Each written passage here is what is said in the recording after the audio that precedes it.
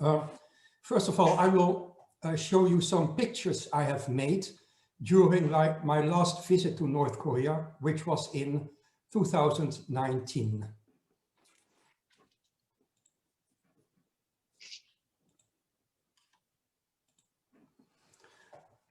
What you will see here is a picture from the Pyongyang International Trade Fair, which takes place every year. Actually, it takes place every spring and every autumn in Pyongyang, and it is the largest trade fair in the city. And what we see here is a large number of booths from both international companies and North Korean companies. And this trade fair is expanding every year. It started in just one hall, and last time it was already spread out to 2 big halls, and also a lot of booths on the outside of the halls. It gives you an indication on the development of international trade. I must say most of the foreign companies, they are from China, but there are also some companies from other Asian countries and even from Europe. It is heavily crowded, and you can also buy some articles. I just want to show it as an indication of existing international trade with North Korea. The country wants foreign investments. It is interested in foreign trade, and actually over the last years, international business with North Korea is growing. Unfortunately for the country, there are the United Nations Security Council sanctions, officially to hamper the growth and the use of nuclear technology and nuclear weapons. And these sanctions also have a negative effect on, let's say, legitimate business. For example, it is not possible to produce garments anymore in North Korea. And I always brought a number of European garment producers to the country, which is not allowed anymore. But nevertheless, despite the sanctions, foreign trade has been growing. And unfortunately, because of the COVID-19 situation, North Korea closed its borders since early 2020. That means that international trade in physical goods is almost impossible at the moment. However, despite the closure of the borders, it is still possible to conduct online IT-related work on behalf of foreign clients and to be done in North Korea. This is a type of business which is not very well known, and that's why I selected this topic for my presentation. And examples of this online work can be found in administrative work, software development, production of computer games, and animation. I will give some examples later. And there are some advantages of online work, both for North Korea and also for the foreign client. For North Korea, it means that it creates new and also highly skilled jobs. Office work, so it is quite pleasurable to do this type of work. And it can also be started quickly. You do not need large investments to start online work. For North Korea, it also gives the option for knowledge transfer.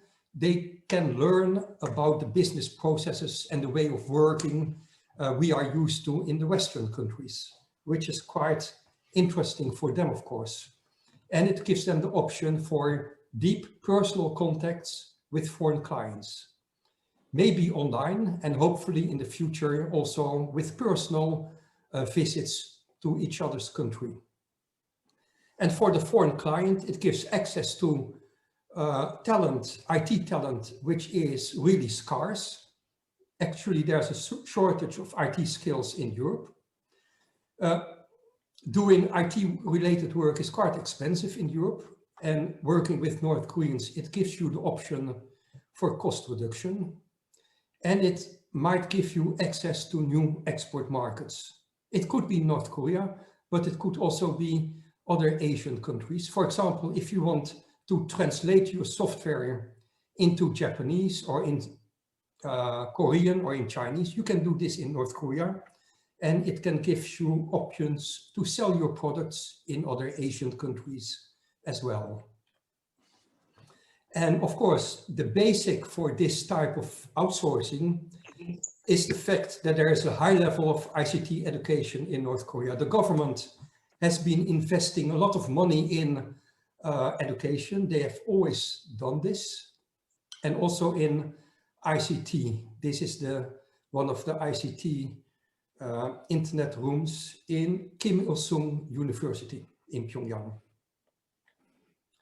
What we also have in North Korea is a number of large companies and of course smaller companies, meaning that the ICT infrastructure, let's say the combination of trained staff, available office space and all the IT infrastructure is available. This is an example of a large IT company. They do have their own campus in Pyongyang, different buildings with offices. They even have their own hotel because of a number of international guests and clients. And what you see is offices with, in this case, a lot of computers. It's like an Indian software company, I would say, not much different. Apart from the large companies, the one I just showed you has more than 1,000 employees, but there are also smaller companies, of course. This is a smaller one, maybe 1 or 2 dozen of IT staff, working for foreign clients, by the way. And what can be done in North Korea? Different types of work. It started with simple administrative work, like data entry. This is a girl, she has been typing data from a telephone directory into the computer to be used by a European client. It's very simple work, and more popular is making software. North Korea has already a lot of skills. They do develop their own software products. For example, in the field of face recognition, fingerprint software, antivirus software, sometimes based on artificial intelligence, high-end software. And the European client can just search for a suitable North Korean partner to do the work which is required. For example, the production of websites. These are some examples of North Korean websites. You can think about mobile apps. This is an example of a North Korean telephone, a mobile phone with North Korean apps. But they are quite capable of making apps for European clients as well. Apart from, let's say, administrative software, you can also think about technical software, which is inside the smartphone, for example. In the past, South Korean software producer Samsung, they collaborated with a North Korean software company to make what's called embedded software, technical software inside the heart of the telephone, as an example of a potential form of collaboration.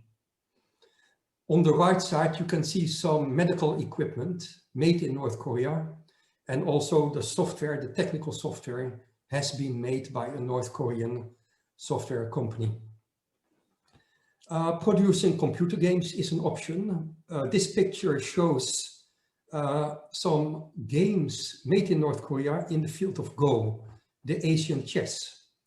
And it is quite difficult. It is more difficult to make computer versions of Go than computer version of the European chess. But this North Korean company made such a high level, high quality game of Go that they even won some international gaming contests in the field of Go. North Korea is already well known and quite successful in the field of animation. For example, in the field of animations for children, there is this company, I think they also employ around 1,000 employees only making animation.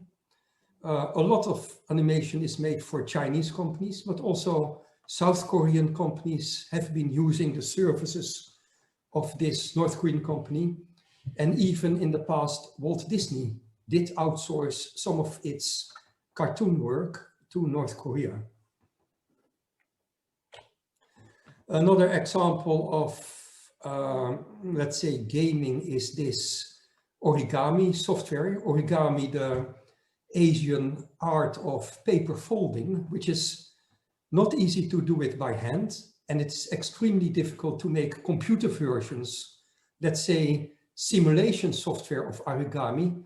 And this is a North Korean startup company. They have invented a new form of simulation software. And actually, this is a startup. They are looking for foreign investors to build this example into let's say, a real-life extensive version of the software. And they need not only investors, but also European partners to do the marketing of the software and to find partners, because it can be used in several fields. For example, in training for mathematics for children and in other fields. This is an example of where private companies can nicely work together between Europe and North Korea.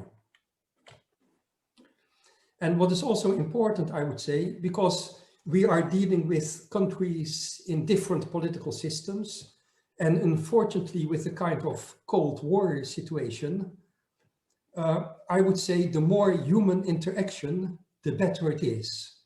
And trade and business gives you the option for human interaction. That is not always the case. If you want to produce garments in North Korea, for example, there is not a lot of human interaction. Or if you are selling televisions, like Philips has been doing, there is not a lot of interaction possible. However, if you are doing IT-related work, like software development, it is rather complicated and you need a lot of communication to do this successfully. And that means that often it is better to have personal interaction, to have personal meetings. For example, going to Pyongyang to meet the counterparts in often an informal setting. This improves the quality of communication and it also creates trust. And trust is something which is missing between North Korea and the outside world. So business can be helpful in creating this trust. And another example is, it is possible to visit the North Koreans, but it is also possible and appreciated if you invite the North Koreans for a visit to you in Europe. It could be in the field of technology, business, or in the field of academics, and also in the field of peace. For example, this is a delegation of the North Korean KNPC, the Korean National Peace Committee, and they were invited by several Dutch organizations to visit the Netherlands. And they did meet several Dutch peace-related organizations. They also met some representatives of companies. They were able to visit other European countries as well. And those are some examples of useful visits which create also trust, and it will deepen the communication. And I think this is very important, and private businesses can play a very positive role in this field. So thank you for giving me the time for this short presentation. Thank you.